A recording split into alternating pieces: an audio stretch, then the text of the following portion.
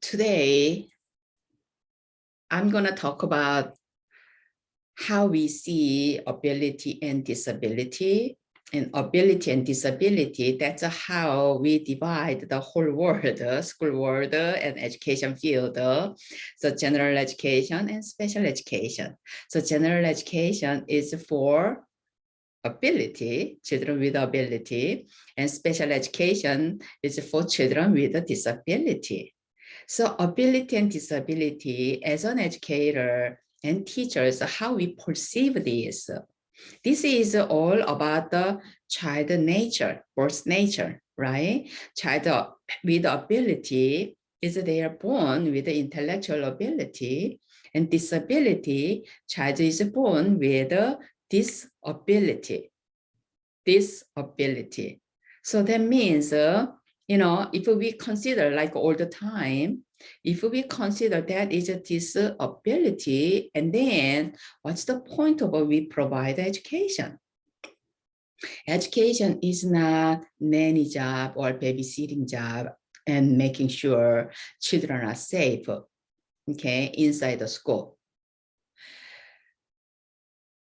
That ability, disability, we should interpret or use as a functional intelligence and potential intelligence. This is the term Glenn Doman used in his book. Functional intelligence, potential intelligence, right? So functional intelligence is a behaviorally, you could see it, you can measure. Potential intelligence is invisible, it's not came out yet. However, we guess, we assume, we expect it is inside them. It's like a little baby. There is no baby could stand up as soon as they are born, right? So it takes time for them. Standard time is 1 year. So around the first birthday, we see babies' leg strength, motor skill, motor functions a little bit stronger, and they can walk. Some fast ones can walk, or a little bit slow ones, they at least just hold the furniture or something, they can stand up, or just hold the parents' hand, they can stand up and they can make, move. So potential intelligence is like a baby's motor functions.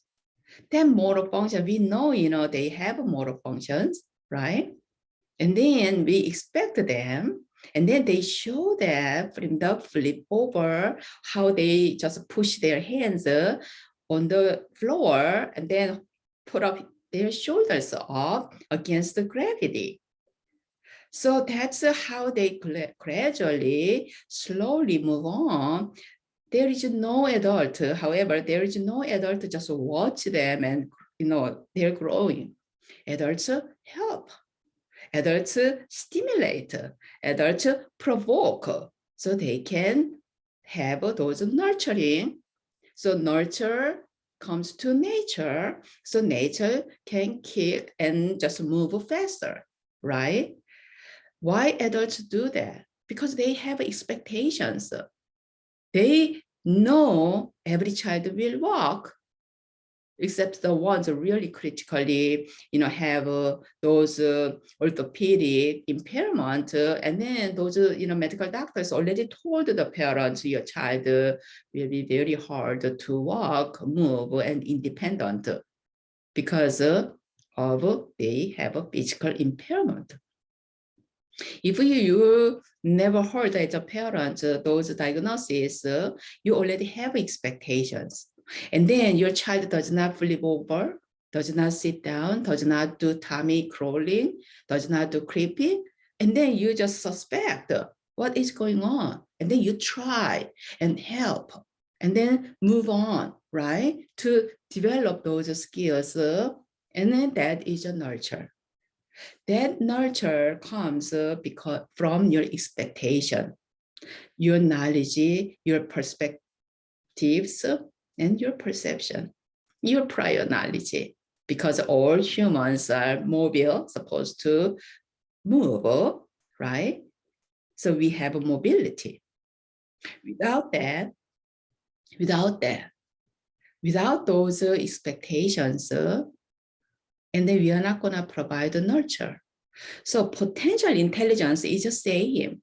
Once a child is defined as a disability, we're going to have much less nurturing because we automatically we have a perception of, okay, that's a disability disorder. And child has a limitation. Child cannot read because child has intellectual disabilities. Child may not understand the language because the child has learning disabilities. Is that scary things to think? How our expectation can make a difference? How our perspectives can make a difference between this ability and disability. That's why we have to remove this ability and disability. We would say functional intelligence, potential intelligence. That potential makes us try more because the child has a potential. That means we see ourselves, our method, our try, our strategies. Instead of attributing the child matter, child disabilities. We believe a child has a potential intelligence. We keep trying to teach them reading. How?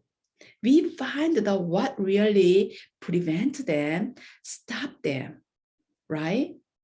We're gonna continuously study, finding the way of to remove those interferences. That's what IDEA said, right?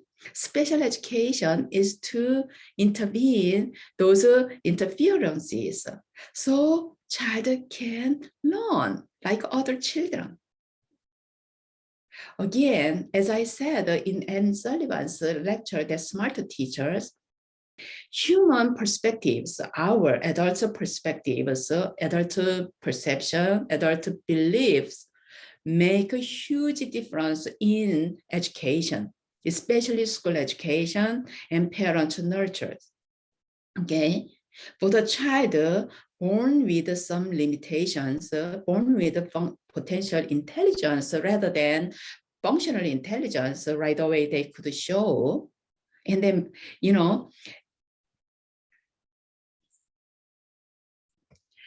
so I explained, how we see disabilities and abilities. It's not just a two and it's like a magnet, plus and minus. It's not that. We see the more like a spectrum of children's, ability differences. It's a spectrum of ability and functional intelligence to potential intelligence, and some children born with more higher functional intelligence, and then some children were born with a lower functional intelligence, more higher in the potential intelligence. So that is adult job. We have two nurtures. Home nurture is the beginning for 5 years until children come to school. And then after that, second nurture, that's school education. So teachers take over these children and we provide professional education. So home nurture and school nurture. Home nurture is more like free home nurture based on the parents. It's so risky because there are lots of variables and parenting styles and all that. However, we train teachers, we certify teachers under the state standards. So we have initial teacher preparation standards. We have in-service teachers, teacher efficacy standards. We have academic standards. Sadly, we don't have a cognitive foundation standard. Okay, these children with potential intelligence, we have to start with newborn babies, those developmental progress and pathways. We gotta make sure these children's, those beginning time. Okay, and then we just check and it's not assessment. We teach them, make sure, and then we find some potholes, and then we fill those potholes, and then we move on. Okay, so today I just want to make sure how we see how labels can make our perspectives and beliefs. I mean, our means just adults and parents and teachers.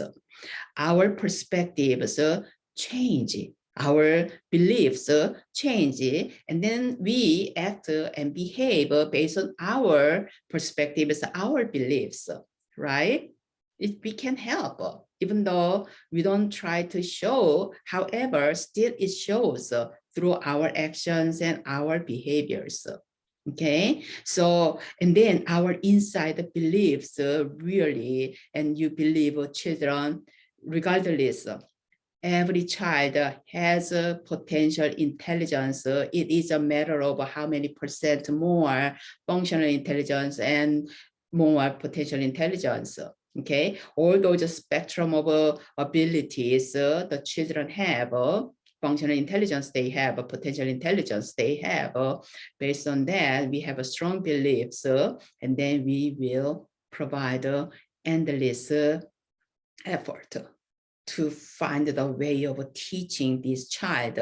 It's not the method, it is what they are missing to find those potholes. And it's not just like we provide assessment, evaluation, and then we just try to fill those potholes. It's not that.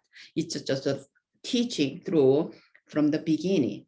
If we find the fourth graders cannot read, we cannot teach them to read with the fourth grade curriculum. We have to go to the beginning, even individual sound. Even we find, see, they have individual sound, phonemic awareness, phonological awareness, they have a blending skills, right? That's a corrective teaching. We, from the beginning, we make sure, and then we go all the way to the child current grade levels. However, our present, teaching is really like a too much present level, disability focused education we provide, so we have a fruitless outcomes. I'm gonna talk more about this education part.